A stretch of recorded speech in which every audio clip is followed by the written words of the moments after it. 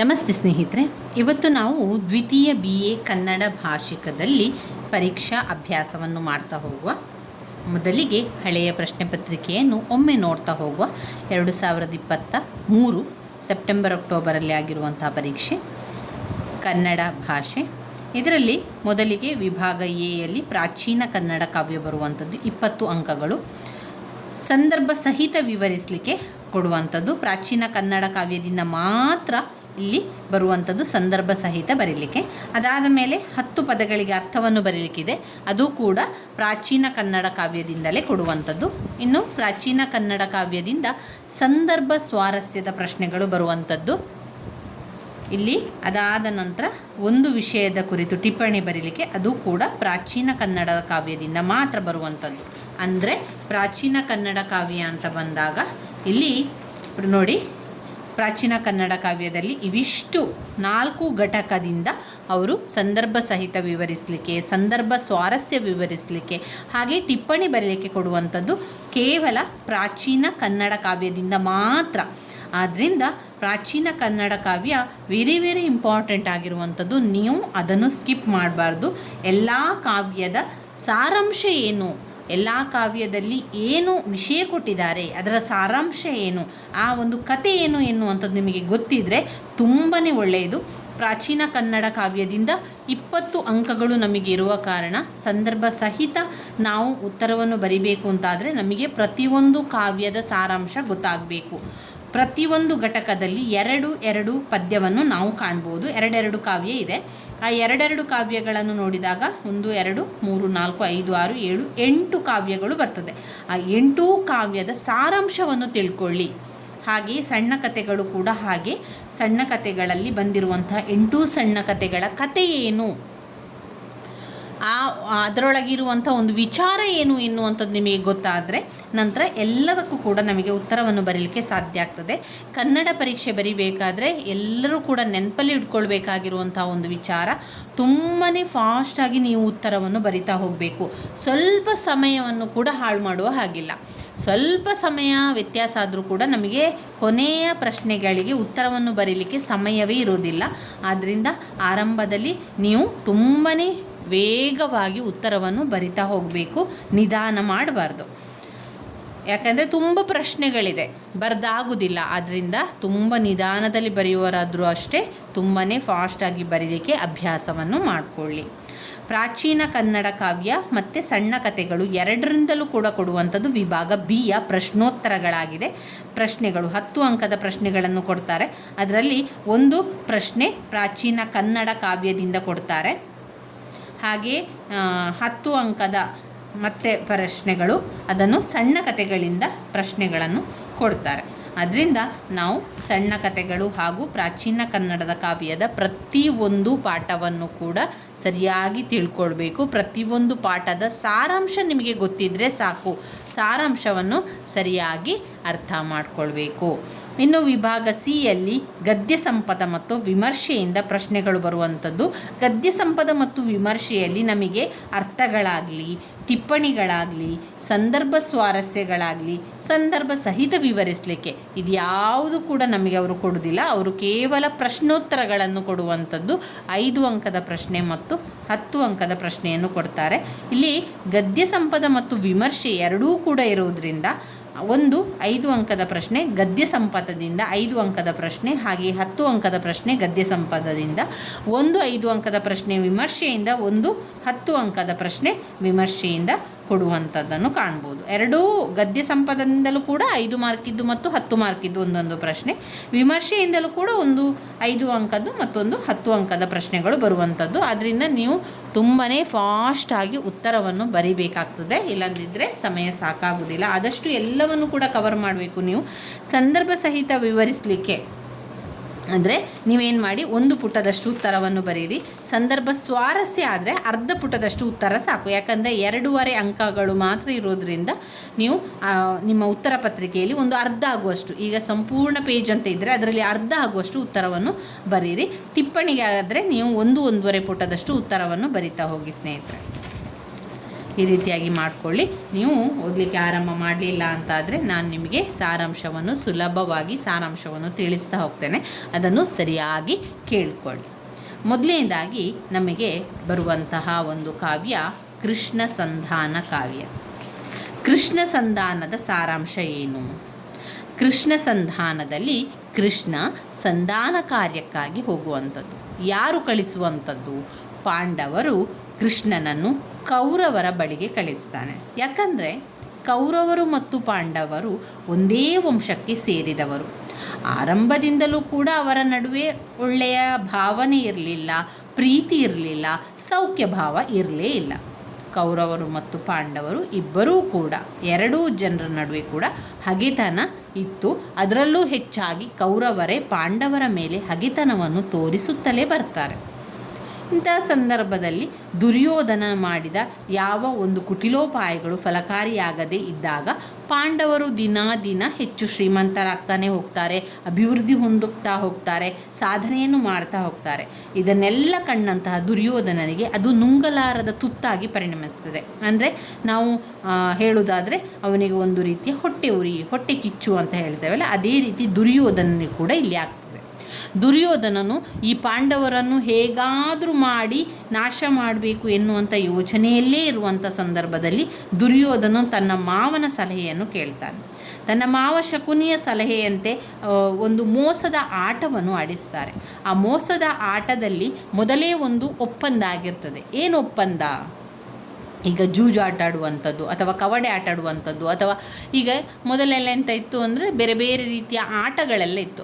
ಆ ಆಟದಲ್ಲಿ ಷರತ್ತುಗಳೆಲ್ಲ ಇತ್ತು. ಒಂದು ವೇಳೆ ನೀನು ಈ ಆಟದಲ್ಲಿ ಸೋತರೆ ನಿನ್ನ ಮಗಳನ್ನು ನನ್ನ ಮಗನಿಗೆ ಮದುವೆ ಮಾಡಿಕೊಡಬೇಕು, ಅಥವಾ ಈ ರೀತಿಯಾಗಿ ಒಂದೊಂದು ಷರತ್ತು ಇತ್ತು. ನಿನ್ನ ಮಗಳನ್ನು ಕೊಡಬೇಕು, ನನ್ನ ಮಗನನ್ನು ನಿನ್ನ ಮನೆಗೆ ಕಳಿಸ್ತೇನೆ, ಅಥವಾ ನೀನು ಕಾಡಿನಲ್ಲಿರಬೇಕು, ನೀನು ರಾಜ್ಯಭಾರವನ್ನು ಮಾಡಬಾರ್ದು, ನಿನ್ನ ರಾಜ್ಯವನ್ನು ಸಂಪೂರ್ಣ ನನಗೆ ಕೊಡಬೇಕು.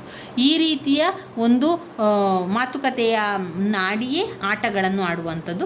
ಅದೇ ರೀತಿಯಲ್ಲಿ ಪಾಂಡವರು ಮತ್ತು ಕೌರವರು ಆಟವನ್ನು ಆಡ್ತಾರೆ. ಅದರಲ್ಲಿ ಕೌರವರು ಏನು ಮಾಡ್ತಾರೆ? ಮೋಸದ ಆಟವನ್ನು ಆಡಿಸ್ತಾರೆ. ಮೋಸದ ಆಟದ ರೀತಿಯ ಪ್ರಕಾರ ಅಲ್ಲಿ ಸೋತವರು 12 ವರ್ಷ ವನವಾಸ, 1 ವರ್ಷ ಅಜ್ಞಾತವಾಸವನ್ನು ಪೂರೈಸಬೇಕು ಅಂತ ಹೇಳ್ತಾರೆ. ಅದೇ ರೀತಿಯಲ್ಲಿ ಮೋಸದ ಆಟವನ್ನು ಆಡಿದಾಗ ಸೋಲುವ ಪರಿಸ್ಥಿತಿಗೆ ತರ್ತಾರೆ. ಪಾಂಡವರನ್ನು ಸೋಲುವಂತೆ ಮಾಡ್ತಾರೆ. ಯಾರು? ದುರ್ಯೋಧನನ ಮಾವನಾದಂಥ ಶಕುನಿಯ ಸಲಹೆಯಂತೆ ಈ ಆಟವನ್ನು ಒಪ್ಪಿಕೊಂಡಿರುವಂಥದ್ದು. ಮೊದಲಿಗೆ ಒಪ್ಪಿಕೊಳ್ಳದಿದ್ದರೂ ಕೂಡ ನಂತರದಲ್ಲಿ ಕೇಳಿದಾಗ ಅವರು ಈ ಒಂದು ಆಟಕ್ಕೆ ಒಪ್ಪಿಕೊಳ್ತಾರೆ. ಆದರೆ ಆ ಆಟದಲ್ಲಿ ಸೋಲನ್ನು ಕೂಡ ಅನುಭವಿಸ್ತಾರೆ. ಈ ಸೋಲಿಗೆ ಅವರು ಕೌರವರೇ ಸೋಲಿನ ಅನುಭವಕ್ಕೆ ಕಾರಣರಾಗಿರ್ತಾರೆ. ಆದರೂ ಕೂಡ 12 ವರ್ಷ ವನವಾಸ, 1 ವರ್ಷ ಅಜ್ಞಾತವಾಸವನ್ನು ಪೂರೈಸಿ ರಾಜ್ಯವನ್ನು ಮರಳಿ ಪಡೆಯಲು ಯತ್ನಿಸ್ತಾರೆ. ಅದಕ್ಕೆ ಏನು ಮಾಡ್ತಾರೆ? ರಾಜ್ಯವನ್ನು ವಾಪಸ್ ಕೇಳಿದಾಗ ಅಜ್ಞಾತವಾಸ ಎಲ್ಲ ಮುಗಿಸ್ತಾರೆ, ಸರಿಯಾ? 12 ವರ್ಷ ವನವಾಸ ಕೂಡ ಮುಗಿಸ್ತಾರೆ. ಅದಾದ ಮೇಲೆ ಪಾಂಡವರು ಬರ್ತಾರೆ. ಪಾಂಡವರು ಹೇಳ್ತಾರೆ, ದುರ್ಯೋಧನಲ್ಲಿ ಹೇಳ್ತಾರೆ, ನೋಡು, ನಮ್ಮ ರಾಜ್ಯವನ್ನು ನಮಗೆ ಕೊಟ್ಟು ಬಿಡು. ನಾವು ಅಜ್ಞಾತವಾಸವನ್ನು ಮುಗಿಸಿದ್ದೇವೆ, 12 ವರ್ಷ ವನವಾಸವನ್ನು ಮುಗಿಸಿ ಆಯಿತು, ಈಗ ನಮ್ಮ ರಾಜ್ಯವನ್ನು ನಮಗೆ ಕೊಟ್ಟು ಬಿಡು. ಕೌರವರನ್ನು ಕೇಳುವಂಥದ್ದು, ದುರ್ಯೋಧನಲ್ಲಿ ಹೇಳುವಂಥದ್ದು, ನೋಡಿ, ನಮ್ಮ ರಾಜ್ಯವನ್ನು ನಮಗೆ ಕೊಟ್ಟು ಬಿಡಿ, ನಾವು ರಾಜ್ಯಭಾರವನ್ನು ಮಾಡಿಕೊಂಡಿರ್ತೇವೆ. ನೀವು ರಾಜ್ಯವನ್ನು ಕೊಡದಿದ್ದರೂ ಪರವಾಗಿಲ್ಲ, ನಮಗೆ 5 ಜನರಿಗೆ 5 ಗ್ರಾಮವನ್ನಾದರೂ ಕೊಡಿ, ನಾವು ಅದರಲ್ಲಿ ಒಂದು ಆಡಳಿತವನ್ನು ನಡೆಸ್ತೇವೆ ಅಂತ ಕೇಳ್ಕೊಳ್ತಾರೆ. ಆದರೆ ದುರ್ಯೋಧನ ಯಾವುದೇ ಕಾರಣಕ್ಕೂ ಅದನ್ನು ಒಪ್ಪುವುದೇ ಇಲ್ಲ. ಈಗ ನೀವು ಕೊಟ್ಟು ಹೋಗಿರುವಂತಹ ಜಾಗ ಅದು ಈಗ ನಮ್ಮದು, ಸಂಪೂರ್ಣ ರಾಜ್ಯ ನಮ್ಮದೇ ಆಗಿರುವಂಥದ್ದು, ನಾವು ಹೇಳಿದಂತೆ ನಡೆಯಬೇಕು, ಇಲ್ಲಿ ಯಾರು ಕೂಡ ಕೊಟ್ಟಿರುವಂಥದ್ದಲ್ಲಿ ಇದೆಲ್ಲವೂ ಕೂಡ ನನ್ನದೇ ಎನ್ನುವಂಥ ರೀತಿಯಲ್ಲಿ ಮಾತುಗಳನ್ನು ಆಡ್ತಾರೆ. ಅಷ್ಟೆಲ್ಲ ಮಾಡಿದ ನಂತರ ಕೌರವರಲ್ಲಿ ಕೇಳಿದಾಗ ಕೌರವ ಒಂದು ಚೂರು ಕೂಡ ಜಾಗವನ್ನು ಕೊಡಲಿಕ್ಕೆ ಒಪ್ಪುವುದೇ ಇಲ್ಲ. ಆವಾಗ ಕೃಷ್ಣನ್ನೇ ಸರಿ ಇದಕ್ಕೆ ಅಂತ ಪಾಂಡವರಿಗೆ ಅನಿಸ್ತದೆ. ಪಾಂಡವರು ಅಂದ್ಕೊಳ್ತಾರೆ, ಕೃಷ್ಣನನ್ನು ಸಂಧಾನ ಕಾರ್ಯಕ್ಕೆ ಕಳಿಸಿಕೊಡೋಣ. ಸಂಧಾನ ಕಾರ್ಯದಲ್ಲಿ ಕೃಷ್ಣನು ದುರ್ಯೋಧನನಿಗೆ ಕೇಳಿದಾಗ ದುರ್ಯೋಧನ ಒಪ್ಪಿಕೊಳ್ಳುವನು. ಇದರಿಂದಾಗಿ ನಮಗೆ ನಮ್ಮ ರಾಜ್ಯ ಸಿಗ್ತದೆ, ಹಾಗೆ ನಾವು ರಾಜ್ಯಭಾರವನ್ನು ಮಾಡ್ತೇವೆ ಎನ್ನುವಂಥ ಯೋಚನೆಯಲ್ಲಿದ್ದರು. ಅದು ಯಾವುದಕ್ಕೂ ಒಪ್ಪಿಕೊಳ್ಳದಂತಹ ಸಂದರ್ಭದಲ್ಲಿ ನಂತರ ಒಂದು ಯುದ್ಧವನ್ನು ಮಾಡುವ, ಅದುವೇ ಕುರುಕ್ಷೇತ್ರ ಯುದ್ಧವನ್ನು ಮಾಡುವ ಎನ್ನುವಂತಹ ಒಂದು ವಿಚಾರಕ್ಕೆ ಬರುವಂಥದ್ದು. ಆರಂಭದಲ್ಲಿ ಕೃಷ್ಣ ಹೋಗಿ ದುರ್ಯೋಧನಲ್ಲಿ ಮಾತನಾಡಿದಾಗ ದುರ್ಯೋಧನನು ತುಂಬ ಒಳ್ಳೆಯ ರೀತಿಯಲ್ಲಿಯೇ ಮಾತುಗಳನ್ನು ಆರಂಭಿಸ್ತಾನೆ. ಹಾಗೆ ಅವರಿಗೆ ಒಳ್ಳೆಯ ವಿಚಾರಗಳನ್ನು ತಿಳಿಸ್ತಾರೆ. ಆದರೆ ಪಾಂಡವರಿಗೆ ಯಾವಾಗ ರಾಜ್ಯವನ್ನು ಕೊಡಬೇಕು ಅಂತ ಕೇಳ್ಕೊಳ್ತಾರೆ, ಅಂಥ ಸಂದರ್ಭದಲ್ಲಿ ತುಂಬಾ ಸಿಟ್ಟು ಬಂದಂತಹ ದುರ್ಯೋಧನನು ಕೃಷ್ಣನಿಗೆ ಬೈಯುವಂಥ ವಿಚಾರವನ್ನು ಕಾಣ್ತೇವೆ ನಾವು.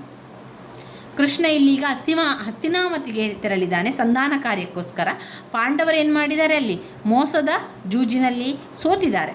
ಅದರಲ್ಲಿ ಒಡ್ಡಿದ ಪಣದಂತೆ ತಮ್ಮ ವನವಾಸ ಮತ್ತು ಅಜ್ಞಾತವಾಸವನ್ನು ಪೂರ್ಣಗೊಳಿಸುತ್ತಾರೆ. ಆಯಿತಾ. ಧರ್ಮರಾಯ ತನ್ನ ತಮ್ಮನೊಂದಿಗೆ ಆಲೋಚಿಸಿ ಯಾವ ಸಂದೇಹವೂ ಇಲ್ಲದೆ ಕೃಷ್ಣನನ್ನೇ ದೂತ ಕಾರ್ಯಕ್ಕೆ ಕಳಿಸಬೇಕು, ಅದು ಸರಿ ಮಾಡಬೇಕು ಎನ್ನುವಂತಹ ಒಂದು ಉದ್ದೇಶದಿಂದಾಗಿ ಏನು ಮಾಡುವಂಥದ್ದು, ದುರ್ಯೋಧನ ಸಜ್ಜನಿಕೆಯನ್ನು ಪ್ರಶಂಸಿಸಿ ಯಾವುದೋ ಕಾರಣದಿಂದಾದ ಮನಸ್ತಾಪವನ್ನು ಮರೆತು ಮತ್ತೆ ಮೊದಲಿನಂತೆಯೇ ಹೊಂದಿಕೊಂಡು ಹೋಗಬೇಕೆಂದು ಹೇಳುತ್ತಾನೆ. ರಾಜ್ಯವಲ್ಲದಿದ್ದರೆ ಸರಿ, ನೀವು ಪಾಂಡವರಿಗೆ ರಾಜ್ಯವನ್ನು ಕೊಡಿ, ರಾಜ್ಯವನ್ನು ಕೊಡುವುದಿಲ್ಲ ಅಂತಾದರೆ ಒಂದು ಪಕ್ಷ ಅವರಿಗೆ 5 ಗ್ರಾಮ ಆದರೂ ಕೊಡಿ, ಯಾಕಂದರೆ ಅವರದೇ ಇದು ರಾಜ್ಯ. ಆಟದಲ್ಲಿ ಸೋತ ಕಾರಣಕ್ಕೆ ಅವರು ನಿಮಗೆ ಕೊಟ್ಟು ಹೋಗಿದ್ದಾರೆ ವಿನಃ ಬೇರೆ ಯಾವುದೇ ಕಾರಣದಿಂದಲ್ಲ. ನೀವು ಆ ರಾಜ್ಯವನ್ನು ಅವರಿಗೆ ಕೊಟ್ಟು ಬಿಡಿ, ಇಲ್ಲ ಅಂತಾದರೆ 5 ಗ್ರಾಮವನ್ನಾದರೂ ಕೊಟ್ಟು ಬೇಡಿ, ಅವರು ರಾಜ್ಯಭಾರವನ್ನು ಮಾಡ್ಕೊಂಡಿರ್ತಾರಲ್ವ ಅಂತ ಕೇಳಿದಾಗ ಅದಕ್ಕೆ ದುರ್ಯೋಧನ ಒಪ್ಪುವುದೇ ಇಲ್ಲ. ದುರ್ಯೋಧನಿಗೆ ಮತ್ತಷ್ಟು ಸಿಟ್ಟು ಬರ್ತದೆ. ರಾಜ್ಯವಲ್ಲದಿದ್ದರೆ 5 ಗ್ರಾಮಗಳನ್ನಾದರೂ ಪಾಂಡವರಿಗೆ ಕೊಡಬೇಕೆಂದು ಕೃಷ್ಣ ಹೇಳ್ತಾನೆ. ಇದರಿಂದ ಕೋಪಗೊಂಡಂತಹ ದುರ್ಯೋಧನ ಗೊಲ್ಲರ ರೀತಿಗೆ ತಕ್ಕಂತೆ ಮಾತನಾಡುತ್ತಿರುವೆ, ಸಾಮ ಭೇದವನ್ನು ಬಳಸಿಕೊಂಡು ಕುಟುಂಬವನ್ನೇ ಛಿದ್ರ ಮಾಡಿಬಿಡುವೆ ಎಂದು ದೂಷಿಸುತ್ತಾನೆ. ಆಗ ಕೃಷ್ಣ ದುರ್ಯೋಧನೆಗೆ ಪಾಂಡವರ ಶೌರ್ಯವನ್ನು ನೆನಪಿಸಿ ಎಚ್ಚರಿಸುತ್ತಾನೆ.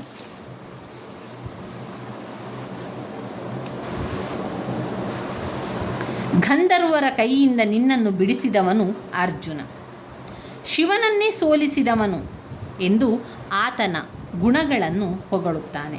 ಇದರಿಂದ ದುರ್ಯೋಧನಿಗೆ ಏನಾಗ್ತದೆ, ಕೋಪ ಬರ್ತದೆ. ಮತ್ತಷ್ಟು ಸಿಟ್ಟು ಬಂದು ಆ ಒಂದು ಕೋಪ ಹೆಚ್ಚಾಗ್ತದೆ ಹೋಗ್ತದೆ. ಆದರೂ ಕೂಡ ಕೃಷ್ಣ ಏನು ಮಾಡ್ತಾನೆ, ಬಿಡದೆ ಭೀಮಸೇನ ಮುಂತಾದವರ ಕ್ರೋಧವನ್ನು, ಗೋಗ್ರಹಣದ ಸಂದರ್ಭವನ್ನು ಮತ್ತೆ ನೆನಪಿಸಿ ಸಂಧಿ ಮಾಡಿಕೊಳ್ಳುವಂತೆ ಹೇಳ್ತಾನೆ.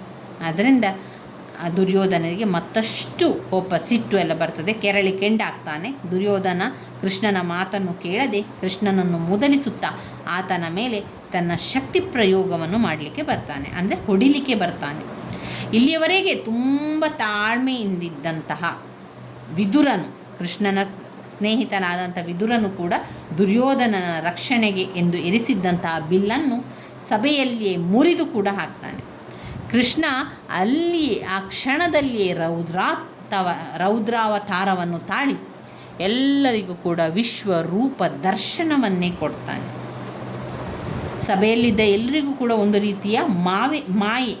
ರೀತಿಯ ಮಾಯೆ ಆವರಿಸ್ತದೆ. ವೈಷ್ಣವ ಮಾಯೆ ಮುಸುಕುವಂತೆ ಮಾಡಿದ ಕೃಷ್ಣ ತನ್ನನ್ನು ಸ್ತುತಿಸಿದ ಧೃತರಾಷ್ಟ್ರನಿಗೆ ದಿವ್ಯ ದೃಷ್ಟಿಯನ್ನು ಪಾಲಿಸಿ ವಿದುರನ ಮನೆಗೆ ತೆರಳುತ್ತಾನೆ.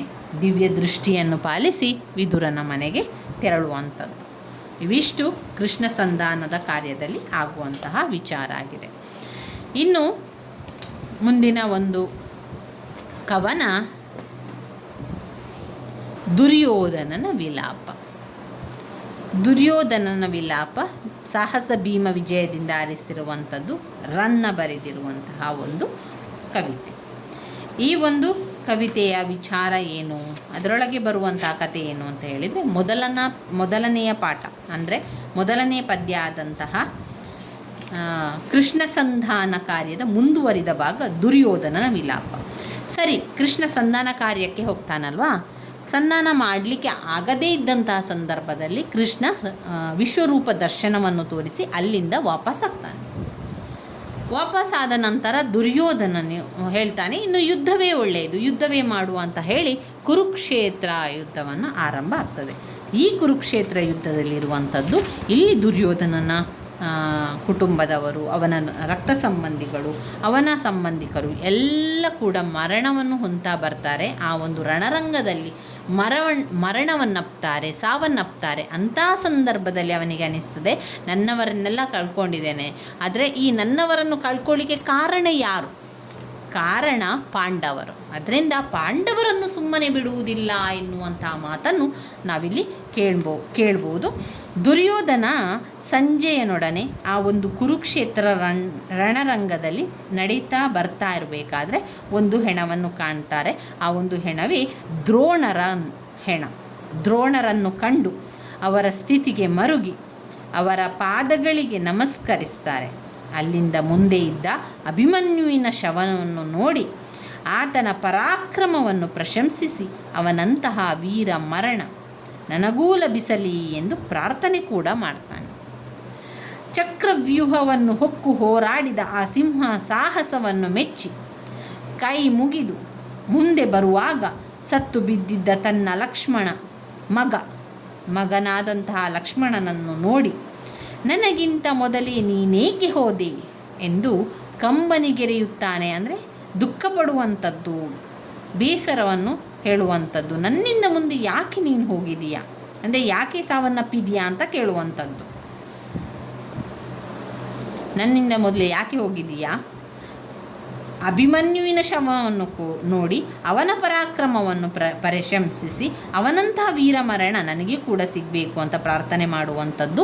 ಚಕ್ರವ್ಯೂಹವನ್ನು ಹೊಕ್ಕು ಹೋರಾಡಿದ ಆ ಸಿಂಹ ಸಾಹಸವನ್ನು ಮೆಚ್ಚಿ ಕೈ ಮುಗಿದು ಮುಂದೆ ಬರುವಾಗ ಸತ್ತು ಬಿದ್ದಿದ್ದ ತನ್ನ ಮಗ ಲಕ್ಷ್ಮಣನನ್ನು ನೋಡಿ ನನಗಿಂತ ಮೊದಲೇ ನೀನೇಕೆ ಹೋದೆ ಎಂದು ಕಂಬನಿಗೆರೆಯುತ್ತಾನೆ.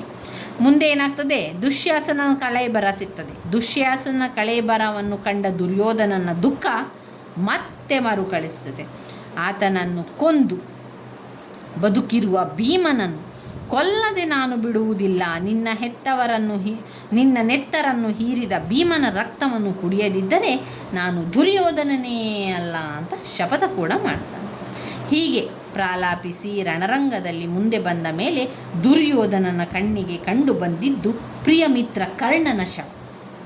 ಅವನನ್ನು ಕುರಿತು ಅನೇಕ ವಿಧವಾಗಿ ಕೌರವ ಹಂಬಲಿಸುತ್ತಾನೆ. ನೀನೇಕೆ ಕೋಪಿಸಿಕೊಂಡಿರುವೆ, ನನ್ನೊಡನೆ ಮಾತನಾಡುತ್ತಿಲ್ಲವೇ, ನನ್ನನ್ನು ಸಂತೈಸುವುದಿಲ್ಲವೇ ಎಂದು ಕರ್ಣನನ್ನು ಕೇಳುತ್ತಾನೆ. ತನ್ನ ತ್ಯಾಗಗಳನ್ನು ನೀನು ಮಾಡಿರುವೆ, ನನ್ನ ಹೃದಯದಲ್ಲಿ ನೀನಿರುವೆ ಎಂದ ಮೇಲೆ ಈ ವಿನಿಯೋಗ ಹೇಗೆ ಸಾಧ್ಯವಾಗುತ್ತದೆ?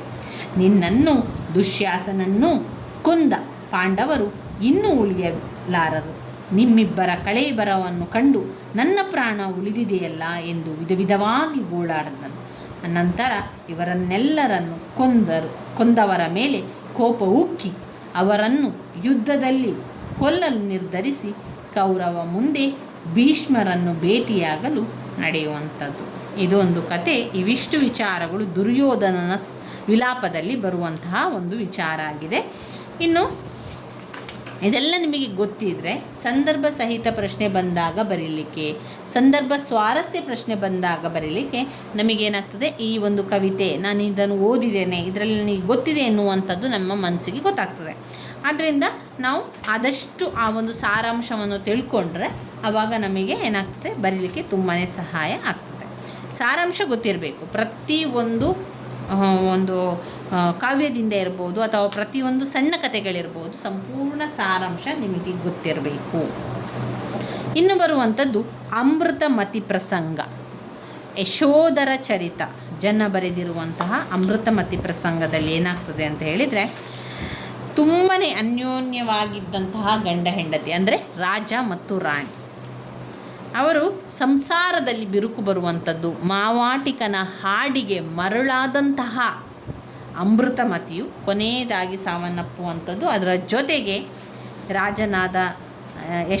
ರಾಜನಾದಂಥವನು ರಾಜನು ಕೂಡ ಏನು ಮಾಡ್ತಾನೆ, ರಾಜನಾದಂಥ ಯಶೋಧರನ್ನು ಕೂಡ ತನ್ನ ಎಲ್ಲವನ್ನು ಕೂಡ ಬಿಟ್ಟು ಅವನು ಸಂಸಾರ, ತನ್ನ ರಾಜವೈಭವ, ತನ್ನ ವೈಭವ ಎಲ್ಲವನ್ನು ಬಿಟ್ಟು ಕಾಡಿಗೆ ಹೋಗುವಂಥದ್ದನ್ನು ಕೂಡ ನಾವು ಈ ಕವನದಲ್ಲಿ ಕಾಣ್ಬೋದು.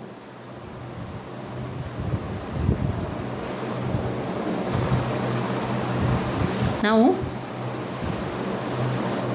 ಅಮೃತಮತಿ ಪ್ರಸಂಗದ ಬಗ್ಗೆ ತಿಳಿತಾವೆ. ಏನಾಗಿದೆ ಅಂತ ಹೇಳಿದರೆ, ಜೀವನದಲ್ಲಿ ಒಂದು ಸರಿಯಾದ ಸ್ಮೃತಿ, ಕೌಶಲ್ಯ, ಮತಿಗಳನ್ನು ಹೊಂದಿದ್ದು ವ್ಯವಹರಿಸಿದರೆ ಅವರನ್ನು ಪ್ರಜ್ಞಾವಂತರೆಂದು ಕರೆಯಬಹುದು. ಇಲ್ಲಿ ಅಂತಹ ಯಾವ ಪ್ರಜ್ಞೆಯನ್ನಾಗಲಿ ಮೌಲ್ಯಗಳನ್ನಾಗಲಿ ಇಟ್ಟುಕೊಳ್ಳದೆ ಪಾತಕಗಳನ್ನೇ ಮಾಡಿ ನರಕಕ್ಕೆ ಹೋದಂತಹ ಅಮೃತಮತಿಯ ಕಥೆಯನ್ನು ನಾವಿಲ್ಲಿ ತಿಳ್ಕೊಳ್ಳುವಂಥದ್ದು, ಜನ್ನ ನಿರೂಪಿಸಿರುವಂಥದ್ದು. ಯಶೋಧರ ಚರಿತೆಯಲ್ಲಿನ ಅತೀ ಪ್ರಮುಖವಾದ ಪ್ರಸಂಗ, ಅಮೃತಮತಿ ರಾಣಿಯಾಗಿದ್ದವಳು ಯಶೋಧರನನ್ನು ಪತಿಯಾಗಿ ಪಡೆದಿದ್ದಳು. ಆತ ರೂಪವಂತ, ಗುಣವಂತ, ಧೈರ್ಯವಂತ. ಹೀಗಿದ್ದರೂ ಕೂಡ ತಮ್ಮ ರಾಜ್ಯದಲ್ಲಿಯೇ ಇಂತಹ ಒಬ್ಬ ಅಷ್ಟವಕ್ರನಿಗೆ ಆಕೆ ಮನ ಸೋತಳೆಂದರೆ ನಿಜಕ್ಕೂ ಆಲೋಚಿಸಬೇಕಾದಂತಹ ಸಂಗತಿ. ಒಬ್ಬ ಮಾವಾಟಿಗನ ಹಾಡು ಆಕೆಯ ಚಿತ್ತವನ್ನೇ ಕಲುಕಿಬಿಡ್ತದೆ. ಈ ಪ್ರಸಂಗವನ್ನು ಜನ್ನ ವೈರಾಗ್ಯ ಹುಟ್ಟುವ ಕಾರಣಕ್ಕಾಗಿ ಬಳಸಿಕೊಂಡಿದ್ದರೂ ಕೂಡ ಇಂತಹದೊಂದು ಅಸಹಜ ಪ್ರಸಂಗದ ಅನಿವಾರ್ಯತೆ ಸತ್ಯವನ್ನು ಎದುರಿಗೆ ತಂದಿಟ್ಟಂತೆ ಭಾಸವಾಗ್ತದೆ. ಗೀತೆಯ ದನಿಯನ್ನು ಕೇಳಿಯೇ ಅಮೃತಮತಿ ಸೋತು ಬಿಡುತ್ತಾಳೆ. ಪುಲಿಂದನ ಕಣೆಕಟ್ಟಿನಿಂದ ವನಹರಿಯೋಳು ಬೆಂದ ಬಿದಿಗೆ ಕಣ್ಣಿಲುಕ್ಕುಂ ಪೊಲ್ಲಮೆಯ ಲೇಸು ನಲ್ಲರ್ಮೆಯೋಳು ಚಿತ್ರಾಮ ಪಾತೆ ರಮತೆ ನಾರಿ ಎನ್ನುವ ಜನ್ನನ ಮಾತುಗಳು ಅಮೃತಮತಿಯ ವಿಕಲ್ಪದ ಮನಸ್ಸಿಗೆ ಸಾಕ್ಷಿಯಾಗುವಂತಿದೆ.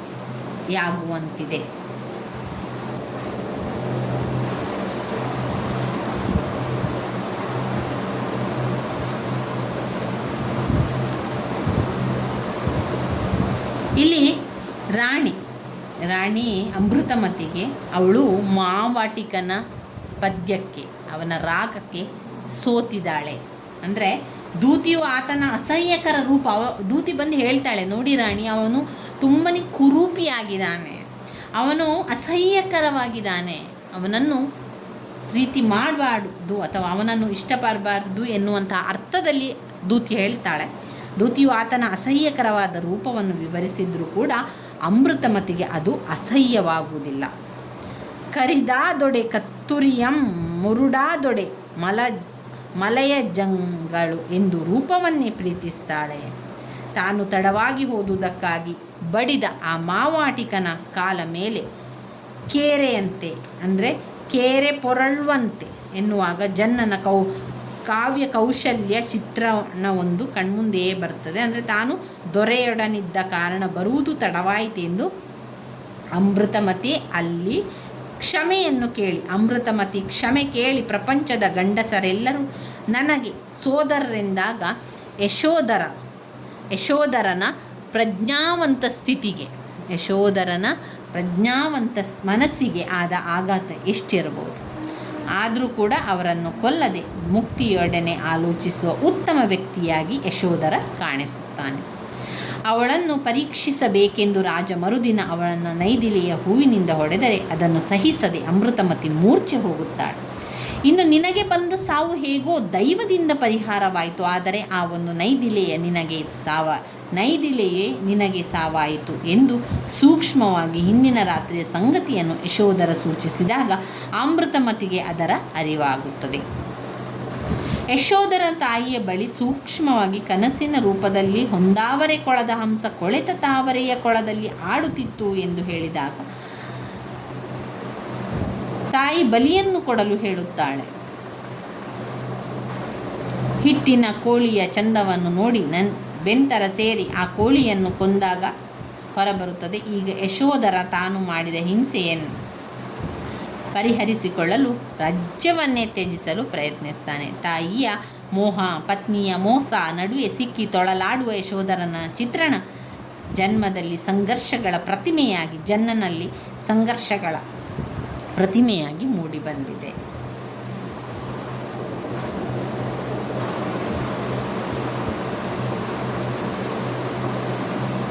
ಇಲ್ಲಿ ಮುಖ್ಯವಾಗಿ ಅಮೃತಮತಿ ಪ್ರಸಂಗದಲ್ಲಿ ನಾವು ನೋಡುವಂತೆ ಅಮೃತಮತಿ ಯಶೋಧರನೊಂದಿಗೆ ವಿವಾಹವಾಗಿ ತುಂಬಾ ಚೆನ್ನಾಗಿ ಇದ್ದಂಥದ್ದು. ಆದರೆ ಒಬ್ಬ ಅಷ್ಟವಕ್ರನ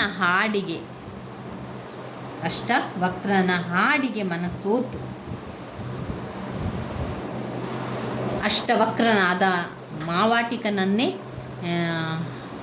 ಮಾವಾಟಿಕನನ್ನು ಪ್ರೀತಿಸುವಂಥದ್ದು, ಅವನ ಜೊತೆಗೆ ಇರುವಂಥದ್ದನ್ನೆಲ್ಲ ನಾವು ಈ ಒಂದು ಕಾವ್ಯದಲ್ಲಿ ಕಾಣ್ಬೋದಾಗಿದೆ. ಇದು ಯಶೋಧರನಿಗೆ ಗೊತ್ತಾಗುವಂಥದ್ದು. ಯಶೋಧರ ಕೂಡ ಬುದ್ಧಿವಂತ, ಗುಣವಂತ, ರೂಪವಂತ, ಧೈರ್ಯವಂತ. ಆದರೂ ಕೂಡ ಅವನನ್ನು ಬಿಟ್ಟು ಆ ಅಷ್ಟವಕ್ರನ ಬಳಿಗೆ ಹೋಗುವಂಥ ಕಥೆಯನ್ನು ನೀವು ಇದರಲ್ಲಿ ಸಂಪೂರ್ಣವಾಗಿ ಕಾಣ್ಬೋದು.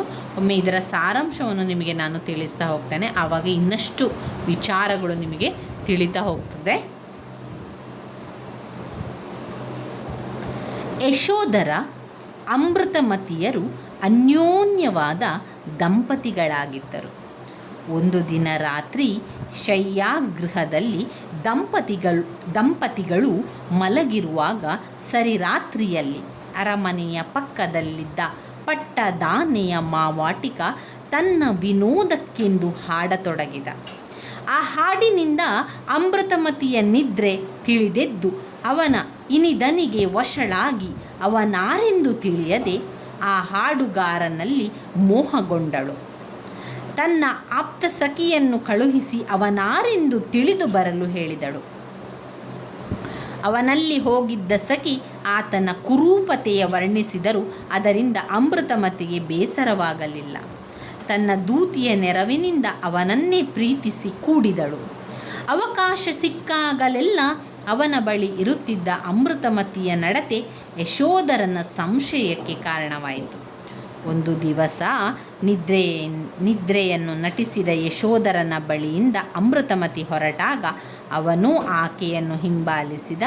ಅಲ್ಲಿ ಆಕೆಯನ್ನು ತಡವಾಗಿ ಬಂದದ್ದಕ್ಕೆ ಆ ಅಷ್ಟವಕ್ರ ಕೋಪದಿಂದ ಹೊಡೆದಾಗ ಅಮೃತಮತಿ ದೊರೆಯಿಂದ ತಡವಾದುದೆಂದು ಹೇಳಿ ಕ್ಷಮೆ ಕೇಳುವುದಲ್ಲದೆ ಲೋಕದ ಗಂಡಸರೆಲ್ಲ ನನಗೆ ಸೋದರರು ಎನ್ನುತ್ತಾಳೆ.